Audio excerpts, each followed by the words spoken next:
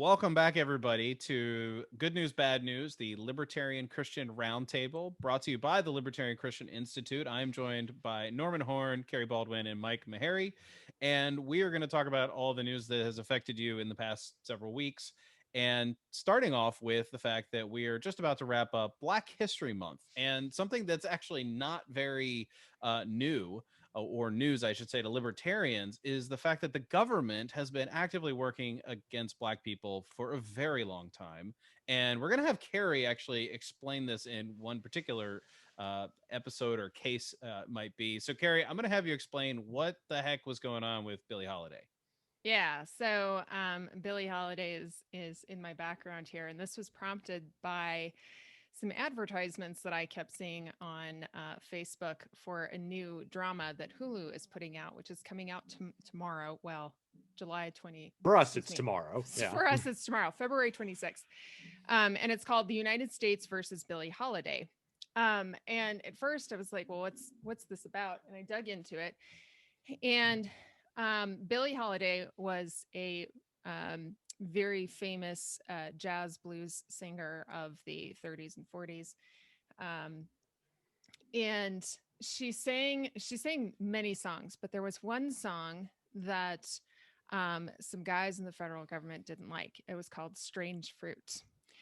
And Strange Fruit was actually a poem. It was originally published as a poem by a Jewish communist from the Bronx named Abel Mirapol.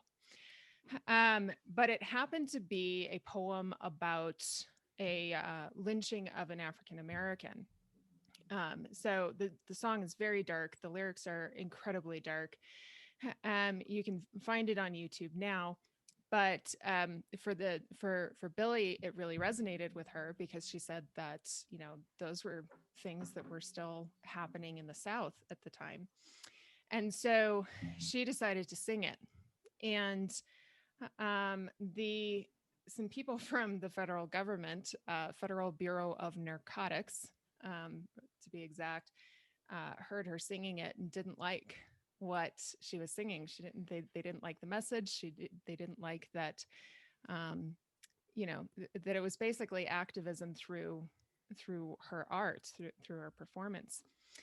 And so that's what this movie is about on Hulu. It's about her life and this story about the song Strange Fruit and what happened. And so the feds went after her. She was a known drug addict, and they wanted her to stop. They wanted her to stop singing just that song. And so a nightclub owner tried to get her to stop singing it. She refused, and she went on stage one night in 1939, and she went ahead and sang it anyways. And the feds were there and apparently arrested her. And so they arrested her on drug charges, though. So the guy that from the feds, his name was Ansingler, um, and he was a known racist and believed that drugs like marijuana and heroin and all that caused Black people to create the devil's music, and so he wanted to shut her down. Um, so at any rate, this story, they used all kinds of tactics against her. They put her in prison for drug charges. Um, when she was released, they used licensing to prevent her from singing in cabarets again. So there was a cabaret performance license that she had to get, and she was denied that by the authorities. Um, but she went ahead and she kept singing. She found other avenues, and she kept doing her work and singing the song. And eventually things started to catch up with her as far as her health was concerned, because obviously as a drug addict, that's going to negatively affect you. Yeah, and she wound up in the hospital for heart and lung problems, heart, lung, and liver problems. And Anslinger sent his agents to the hospital and had her handcuffed to her hospital bed and ordered the doctors to stop treating her, and she died within a few days. So that's what this new drama is about. And I find it really fascinating because I've known about Billie Holiday as a performer, as a singer, but I didn't know her story. And I noticed from her story that there were a lot of things that happened then that still go on today, like using licensing to create a barrier to entry for people from certain communities or who are too poor. They used censorship through character assassination. So she was labeled a prostitute because her mother worked in a burlesque when she was younger.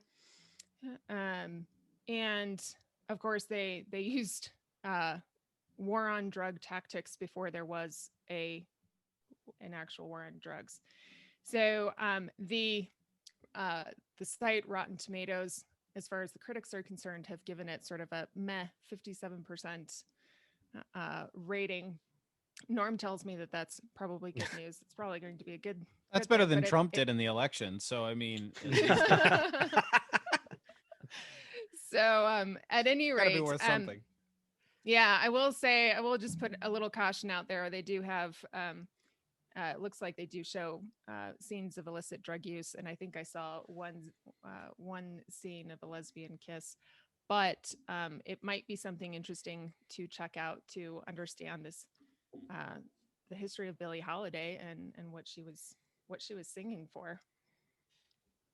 Well, I'll be interested to watch, and yeah, I'll hope to talk to you about that again sometime offline because that sounds pretty fascinating. Yeah. I mean, anybody should go. I mean, you should be listening to Billie Holiday's music anyway. It's Yeah. wonderful stuff. Wonderful. So, man, what a tragic story, though. I don't really have anything much to say to it. I want to say, there's a lot of talk about, racism and how do we make reparations or whatever. That's a trigger word.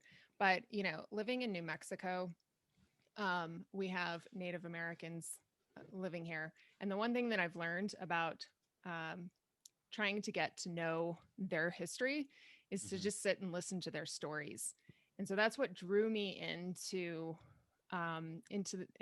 these ads was there's a story behind this, and I want to hear these stories. Like, yes, tell us the stories of what we don't know, what has happened to the African American community over, the decades, centuries, as a result of the government. Let's do that. I want to hear about that. Yeah.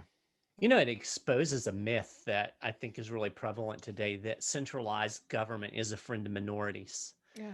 And this is just one example of hundreds, probably thousands of where just in the United States, the central government, the federal government has done horrible things to African Americans, Native Americans. Mm-hmm. I wrote an article for the 10th Amendment Center a couple of years ago about how the federal farm programs that were established in the 1930s were used in the 50s and 60s to basically steal land from Southern Black farmers, yep. and transfer it to these large corporate agribusinesses. And this stuff goes on over and over again. This idea that the federal government is the friend of minorities is it doesn't stand up to actual history. Yeah. Yeah. Well, the history of the federal government. I mean, anytime you concentrate power, it's pretty sad in a number of ways. So we can lament that it's, in this particular way to think about Black History Month. This is one way to sort of lament how the federal government has not been a friend, for sure. So to go to our next topic, which has to do with federal governments not being friendly to certain things. Norman, Bitcoin lately was criticized by not necessarily our federal government, although there's plenty of people in there who probably have something to say. Tell us the story of the federal official, or I don't even know how to generically refer to her. So go ahead. I mean, there's a lot of stuff to say. There's been a lot of stuff to say about Bitcoin recently that I think is significant. I mean, the progress of Bitcoin over the last few months alone has been absolutely astounding to watch. And we've highlighted it even in our show here before. We've talked about it on the LCI blog a little bit here and there. And I don't think it's going to go away anytime soon, of course, because anytime we're interested in, kind of reclaiming the tradition of sound money, whether that's in gold or silver or in a new appreciating asset that has the potential to be the best form of money in a technological sense that has ever existed in history, I think that's something to be really excited about. And so what we've seen, especially that's kind of neat, is we've reached kind of some really cool mile markers in the Bitcoin economy, if you will. Namely, that for the first time, the total market capitalization of Bitcoin exceeded $1 trillion over the last week, and that's pretty crazy to consider.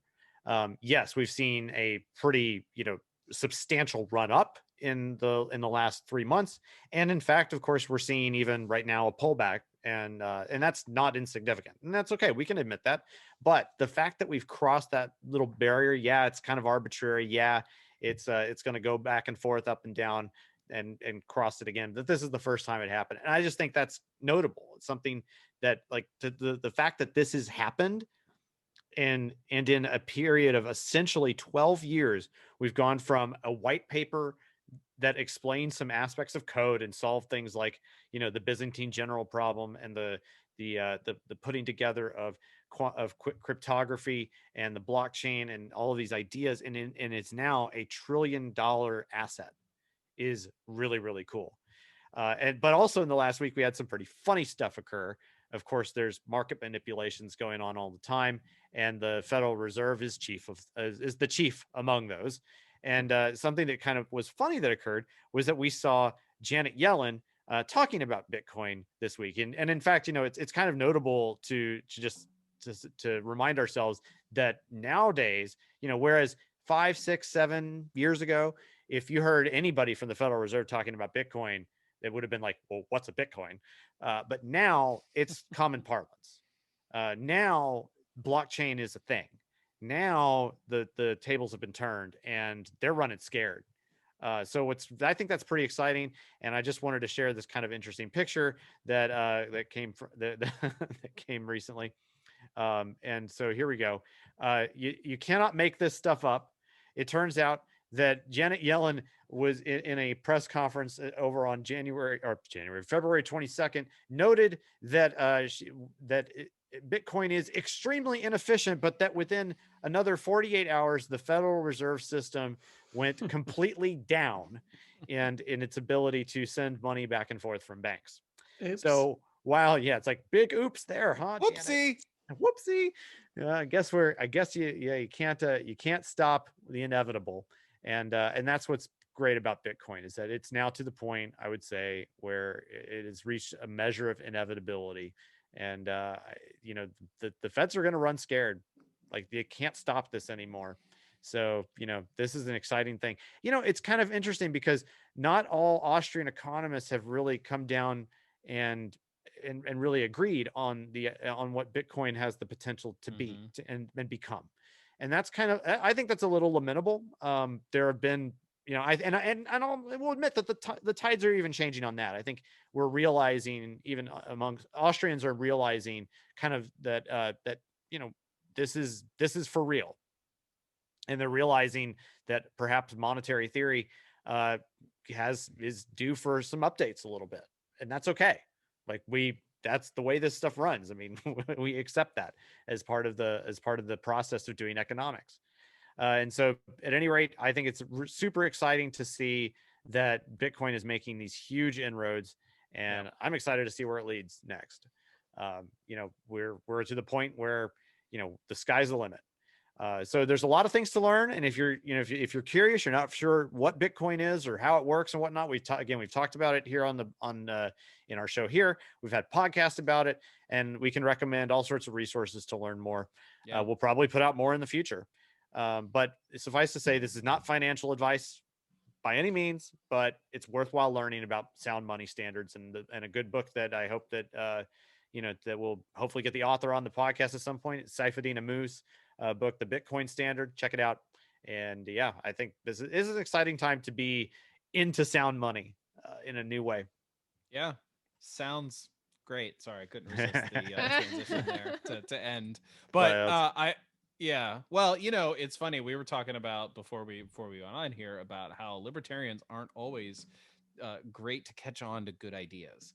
And sometimes they even have bad ideas and have bad things that, like, they or good things that they resist because they're not perfect. And so Mike has got some axe to grind about the libertarian impulse. You know what to grinds my perfection. gears? Yeah.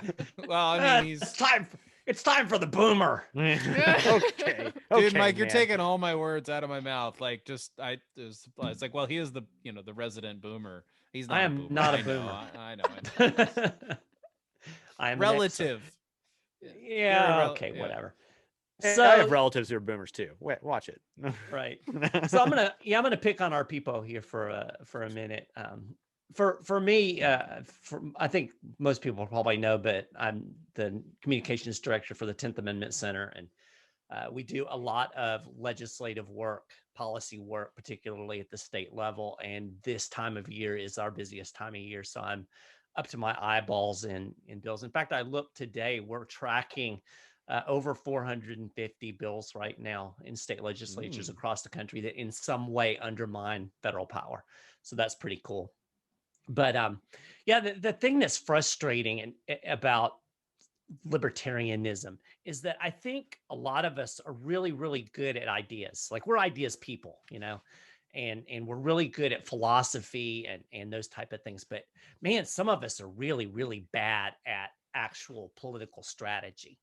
And I'll just give you an example to kind of to illustrate what I'm talking about. Marijuana legalization is something that's been going on really since 1996. And now the dam is pretty much broken, and we're starting to see states, that you would have never imagined a few years ago talking about marijuana legalizations. Alabama, for one, they just passed a bill to legalize medical marijuana. Their house did, not the whole legislature. But moving forward, now, granted, if you look at this bill, it's not the greatest medical marijuana program, and you'll get this backlash, and not just, well, I think it would be better if so and so. No, it's not. I'm not supporting this because it doesn't do all of the things that I think it should do. So, like with marijuana, it's we don't want legalization. We want complete decriminalization. We want the government completely out of it. I think that would be great. But what is the government completely out of? I mean, the government's not out of anything. I mean, the government regulates tomatoes. So to actually think that they're going to go from this drug that they've maintained prohibition on for decades, and all of a sudden just going to say, okay, it's a free for all. It's just not realistic, and it's not going to happen. And this is frustrating because those of us who are actually in the trenches trying to do the work, we end up getting opposition, like people calling representatives and saying, you shouldn't support this because it's not pure enough for our libertarian sensibilities. And here's the thing. I mean, just to use an analogy, if I'm a starving man and I am starving for liberty, if I'm a starving man and somebody offers me a slice of bread, I'm an idiot if I say, I'm not going to take this slice of bread if you don't give me a whole loaf. And that's basically the strategy. Or gluten-free or yeah, right. Keto, or please whole just grain. give me a piece of bread. With marijuana, and I don't like these taxes and regulations and all of these things that come with these legalization schemes. As a libertarian, I would like to see all of that wiped away. But the bottom line is, I want to see fewer people locked in cages. Yeah. And it's hard for me to wrap my head around that. I'm going to support allowing people to continue to be locked in cages because there's this tax that I don't like. And just, one thing to kind of to close out the thought, just from a strategy standpoint, and this is what I've seen having done this now for over a decade. When you get your foot in the door, things tend to expand from there. So you look at some of I'll give you an example. Virginia had the worst medical marijuana bill ever that passed about 4 or 5 years ago. Like, it basically only allowed it to be used for seizure treatment. And everybody's like, oh, this is awful, and this is just political cover and blah, blah, blah. And, the typical libertarian arguments against it. Well, just this last year, Virginia has evolved that into a full-blown medical marijuana program. And there is a bill that's moving through the Virginia legislature now. They may well actually legalize marijuana completely this year. So, within that span of, it's like Norman was talking about with Bitcoin, you see this rapid advance. Once it takes hold, it grows. And, small things grow by accord. So I want to encourage my libertarian brethren, stick to those principles, but on the other hand, use smart strategy. You know, as Murray Rothbard once said, parroting ultimate principles is not enough to cope with the real world. So I want to play a quick devil's advocate here with you, Mike. I am 100% behind the rhetoric that you just said. Like the perfect can be very often the enemy of the good, and it's like if it's not fully decriminalizing it or whatever. But the one thing that I often get, and this is people usually on the left who say, yeah, we should legislate or we should legalize drugs so that we could get more revenue to the government because they'll tax it. Like that's the trade-off. So it's not a matter of like, hey, we're going to decriminalize in a like minute way that it doesn't matter. We'd really rather, open the floodgates, so to speak. It's a trade between the people being put in cages and everybody pays higher. Well, not everybody, but users pay higher taxes. I'm guessing that's a better trade. I just want to hear what you have to say.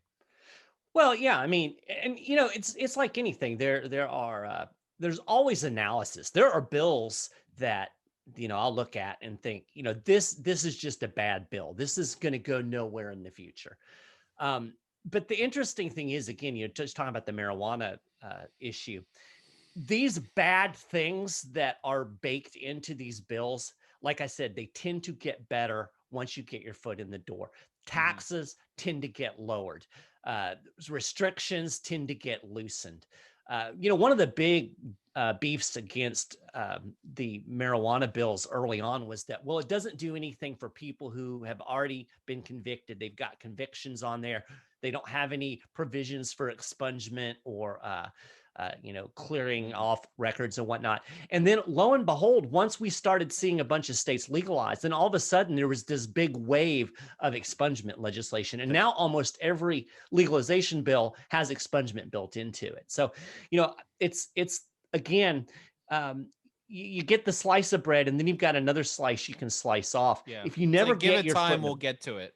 Yeah, exactly. And this requires on the flip side of it, as an activist, you can't just say, I'm going to get this bill done and then I get to go home. It's a long process. When you get these small steps forward, you have to keep pushing for the next step and the next step. Again, I've been doing this for 10 years. So, you see that progress, and I understand the frustration. And again, there are things that you kind of have to look at it. Is this by and large advancing liberty in this area?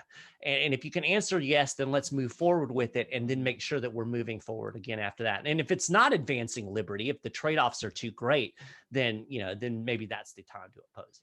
Yeah, small steps are better than no steps at all. And the principle of just picking your battles well can't be understated here. 10 years ago when we started thinking about fighting the TSA in Texas, that was the time to strike and strike hard. And we did, and it made an impact. And that's, that's the way to play the game.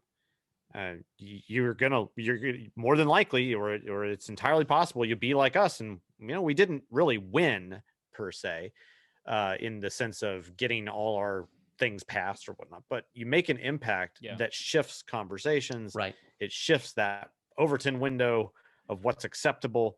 Let's, and then you progress from there. Right. And with that, in that case, it did shift policies because they did actually make some reforms, at least on the way that they, it became just a body scanner instead of the naked body scanner that it was originally.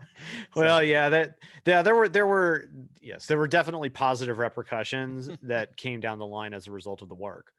And I'm pretty proud of that. That's good stuff. It was good. Ancient history that not everybody may know. That's okay. We won't get into it.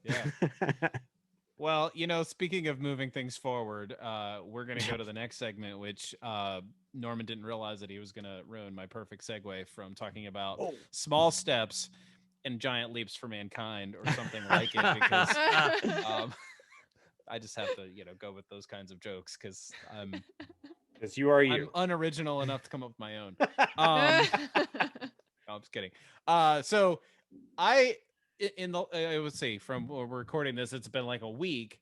The way you read it in the headlines or the way you hear people talk about it, it's like we've been to Mars now, and Like, no, we didn't land on Mars. We put robots on Mars, which is a very important feat, and it's obviously I mean, it's an important distinction, but it's a really interesting distinction. So the Perseverance rover was landed on Mars after a 203-day journey, traveling 293 million miles.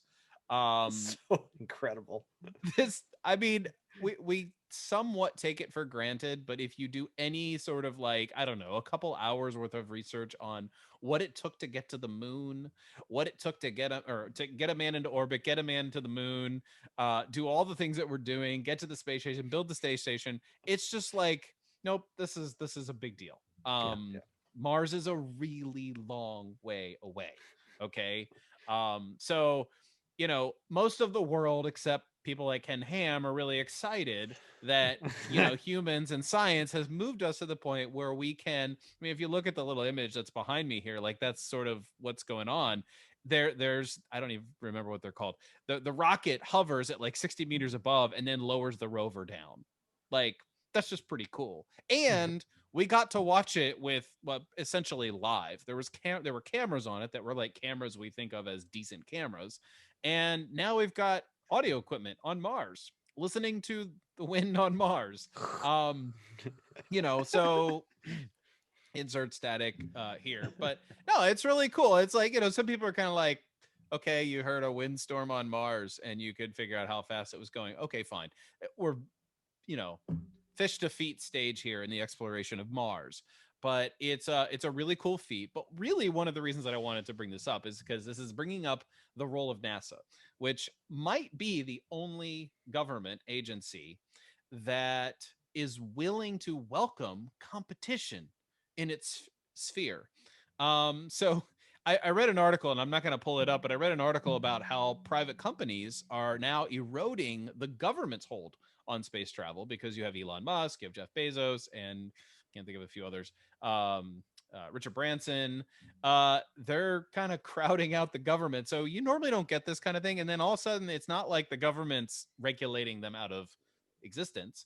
They're like, yeah, sure, bring it on. Let's work together. Let's do this together. And it's like NASA's finding its own niche inside this thing. Now, I don't know. Maybe Mike, this makes me a bad libertarian for having just a little bit of feels for NASA and what we've been able to do.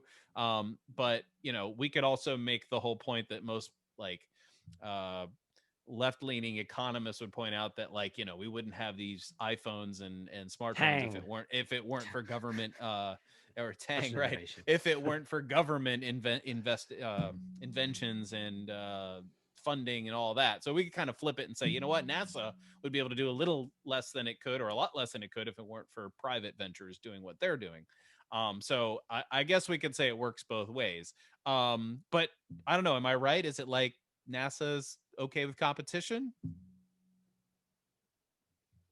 Don't everybody speak up at once, right? I was. I thought he was putting it to Mike. I kind of wonder if but then I kind of like kept talking and Mike forgot that I'd addressed him. I kind of wonder if part of it is the attitude of exploration that is sort of inherent to NASA, and in order to have a positive outlook on exploration, you kind of have to have at least some nominal positive outlook toward other people exploring as well. You have to share, yeah. And so I mean that's sort of the natural state of doing science in a way. Yeah. And yes, there is certainly negative attitudes that can be held in such a space. No doubt about it. No doubt about it. There's greed, there's ego, and all of that. But if you do love science, you do have to have some appreciation for other people doing it too. Well, and I wonder if the allowance of competition might actually show people who work for NASA that maybe the government has regulated them too much, and motivate them to get away from the government. So maybe that's a different way of looking at it. NASA does. They create a number of innovative things and then they get put on shelves. This is known. And in fact, you can't even go onto NASA's website and look at their warehouse essentially of innovations that are on shelves and you can license them for next to nothing. Wow. Yeah, this is actual real stuff. And you know, you may not get a whole lot of help per se, but the fact that that is even That's cool. existent there is kind of it's weird. I don't know of many other organizations in the government that'll do anything like that. Yeah.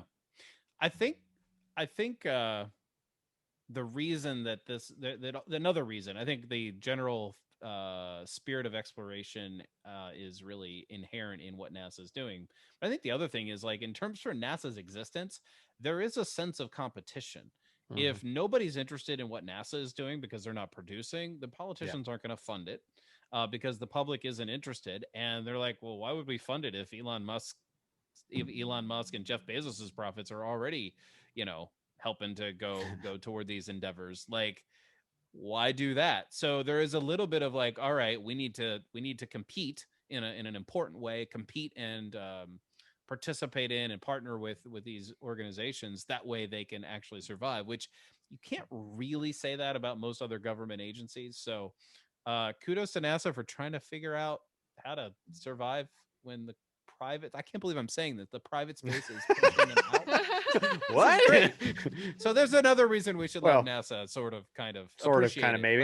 Let's go with appreciate and you know, nod toward, and you know, maybe in another 50 years there will be NASA will be a part of history, but we will have all private space exploration. But either way, I am fine if we go where no man has gone before. So let's just do that. And speaking of, I'm pretty sure this might be the shortest roundtable we've done, where we've thoroughly talked about every topic. Yeah, 4 topics for that matter. Wow. Yes, 4 topics. We've done a really good job. So I think I've actually was on one of the longest, and now I've been on one of the shortest. Yeah, or maybe I'm just doing my math wrong. Maybe we're getting better at this. There's always that. Always that. So anyway, well, thank you everybody for joining us. Subscribe to our channel. Visit the Libertarian Christian podcast on libertarianchristians.com. Send us hate mail and love mail, and we'll see you. And smash the like button, because that's what you're supposed to say in YouTube videos now, right? Smash the like and hit the bell. Yeah, smash the like. I don't know where I'm going to put it. Whatever. Yeah. Bye, everybody.